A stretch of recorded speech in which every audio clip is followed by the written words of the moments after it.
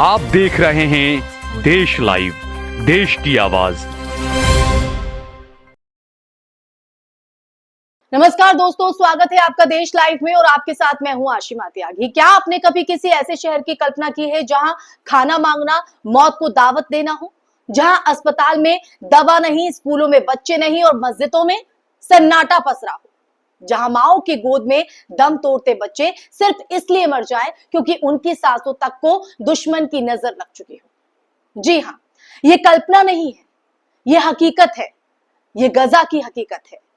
वही गजा जहां इजराइल की बमबारी अब सिर्फ इमारतों को नहीं, इंसानियत को तबाह कर रही है। आज वहां लोग भूख से मर रहे हैं, पानी के लिए तड़प रहे हैं, लेकिन दुनिया की आंखें बंद हैं।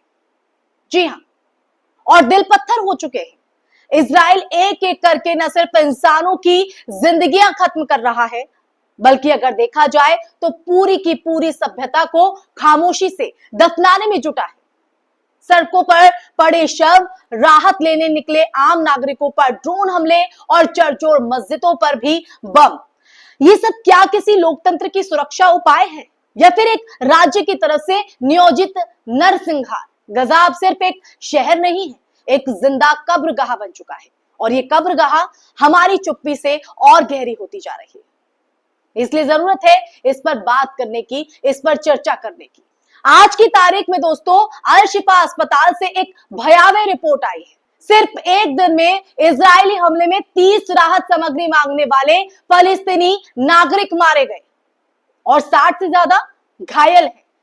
ये लोग युद्ध लड़ने नहीं निकले थे, ये लोग सिर्फ राशन लेने निकले थे।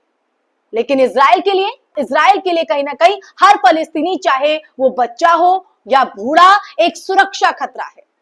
और इसी बहाने वो बिना रोक टोक के बम गिरा देता है, हमला कर देता है, चाहे वो बच्चे हैं, मां है, महिलाएं हैं।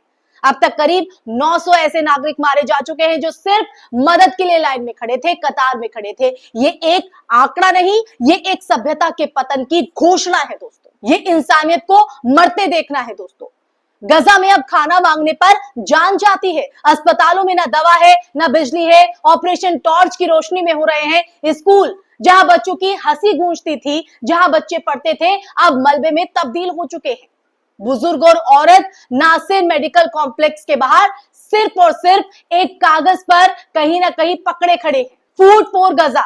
लेकिन उनकी आवाज ने संयुक्त राष्ट्र तक पहुंच रही है, ना किसी मुस्लिम राष्ट्र तक। सब मौन है, सब चुप्पी साधे हुए क्योंकि इजराइल को नाराज नहीं करना चाहते। यही तो वजह है ना, ये चुप्पी यही दर्शाती है। दूसरी तरफ लेबनान में एक तरफ मोर्चा बन चुका है। हिजबुल्लाह के महासचिव नईम कासिम ने अपने 18 जुलाई के भाषण में एक गंभीर चेतावनी दी। उन्होंने कहा है कि लेबनान, हिजबुल्लाह और तमाम प्रतिरोध सेनाओं ने अब तक हर समझौते का पालन किया, बखूबी किया, लेकिन इजराइल ने कुछ भी नहीं निभाया। इजराइल उसी ढर्रे पर चल रहा है। बल्कि अमेरिका अब नया समझौता लाना चाहता है जिसमें पिछले 8 महीनों की इजरायली बर्बरता को भुला देने की बात हो रही है। क्या अमेरिका का ये जो नया समझौता है वो गले को उतर सकता है? यानी कि जो कुछ इजराइल ने किया उसके लिए कोई जवाबदेही नहीं, जैसे कुछ हुआ ही नहीं। उन मौतों का आंकड़ा जो हमने देखा है, जो भयावह मंजर है, उसका जवाब कौन देगा? नईम कासिम ने यह भी कहा है दोस्तों, इसलिए कि इजराइल की सुरक्षा के नाम पर अब कोई कोना सुरक्षित नहीं बचा है। वो हर जगह पहुंचना चाहता है, हर चीज को कब्जे में लेना चाहता है। उन्होंने अमेरिकी अरबपति टॉम बैरक का जिक्र किया, जो कहता है कि अगर लेबनान ने परिवर्तन नहीं किया तो वो देश तबाह हो जाएगा। इस परिवर्तन का मतलब क्या है? सीधा सा है, लेबनान को इजराइल को सौंप देना। उन्होंने ये भी कहा कि ये पश्चिम चाहता है कि लेबनान को इजराइल और सीरिया के बीच बांट दिया जाए। गजा में चर्चों तक को भी नहीं बख्शा गया। नईम कासिम ने कहा कि इस बार जो टारगेट है सिर्फ मुसलमान नहीं बल्कि ईसाई भी है। गजा का कैथोलिक चर्च बमबारी का निशाना बना। ये दिखाता है दोस्तों, ये दर्शाता है कि इजराइल की ये नीति नस्लीय सफाया है, सीधे तौर पर, जिसमें कोई धर्म, कोई उम्र, कोई लिंग मायने नहीं रखता। सिर्फ एक चीज मायने रखती है, वो है तुम्हारा फलस्तीनी होना। अब आप समझिए, ऐसे में अमेरिका एक नया समझौता लाए तो क्या उसे स्वीकारा जा सकता है? उन्होंने ये भी चेतावनी दी कि सीरिया में मौजूद चरमपंथी तत्व लेबनान की पूरी सीमा से घुसकर किसी भी पूर्वी सीमा से घुसकर किसी भी वक्त हमला कर सकते हैं। यानी कि इजराइल न सिर्फ खुद हमला करता है बल्कि अपने पिट्ठू आतंकवादियों के जरिए भी आगे फैलाता है। ये दो तरफा हमला है। ये आग कहीं ना कहीं सबको तबाह करती है। एक तरफ बम, दूसरी तरफ प्रॉक्सी टेरर। इस पूरी स्थिति में अगर देखा जाए, इस पूरे हालातों को अगर देखा जाए तो अमेरिका की भूमिका बेहद संदेहास्पद है। एक तरफ वो शांति समझौते की बात करता है, आप समझ रहे हैं, दूसरी तरफ इजराइल को अरबों डॉलर का हथियार देता है ताकि वो हमला कर सके, ये हमले ना रुके। अमेरिकी समर्थन ने इजराइल को इतना बेलगाम बना दिया है दोस्तों कि उसे अब किसी अंतरराष्ट्रीय संस्था की चिंता ही नहीं रही, चाहे वो यूएन हो या इंटरनेशनल क्रिमिनल कोर्ट। गजा की जनता अब दो चीजों के बीच फंसी हुई है, भूख और मौत। लोग एक रोटी के लिए, आप समझ रहे हैं, एक रोटी के लिए 5 किलोमीटर पैदल चलकर जाते हैं और लौटते वक्त उनकी लाशें गधों की गाड़ी पर लदी आती है।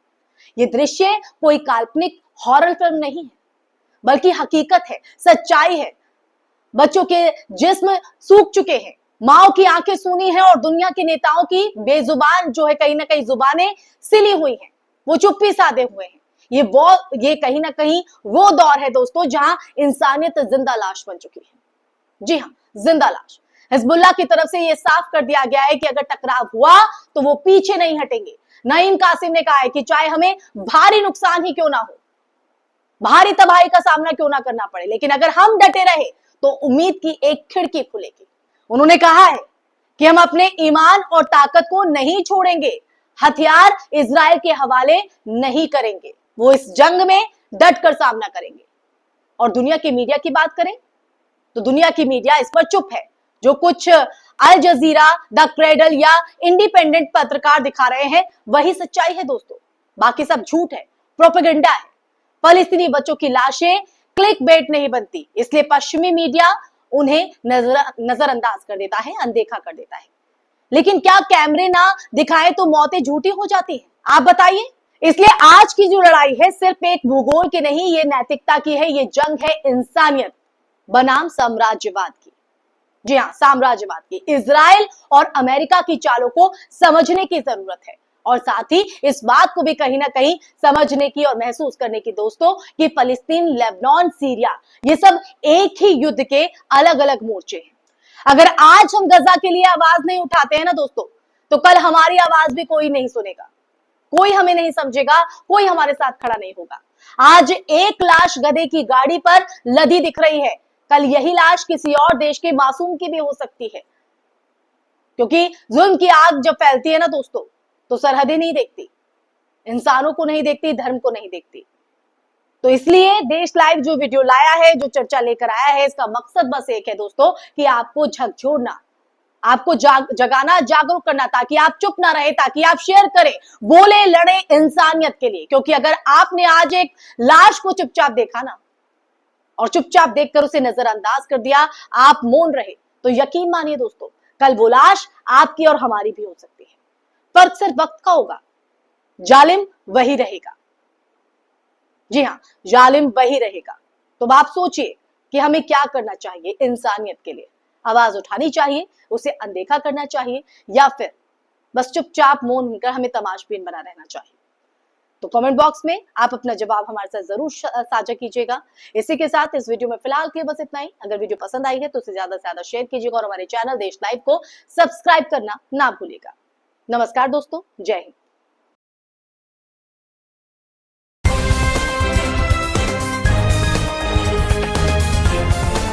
देश और दुनिया की तमाम छोटी और बड़ी खबरों के लिए हमारे चैनल को सब्सक्राइब करना न भूलें और बेल का बटन जरूर दबाएं।